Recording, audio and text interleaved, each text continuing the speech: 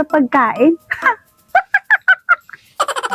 Sinagot ko na lahat. Ako pa ba? What? Oh, ma. Bakit asin ang inuulam nyo? Ha? Kahapon lang eh. Ang yabang-yabang nyo sa school. What? May pa-cater-cater ka pa? Eh, inutang mo lang naman yun sa Bombay. Hay, salamat. Makakagraduate na yung bida-bida kong nanay.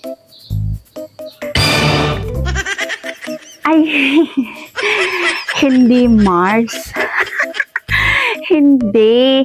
Maingay lang talaga ang kapitbahay na. Ano naman niya pagka mahihirap? O siya, tawagan na lang kita ulit. Magpapakain pa ako sa barangay.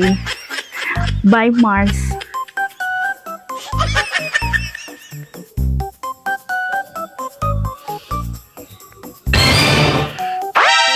Umalis ka.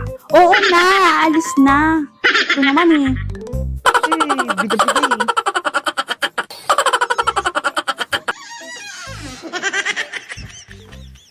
Kalamera kang anak. Ay, Diyos ko. Grabe, nagkaroon ako ng anak na ganyan. Kalamera.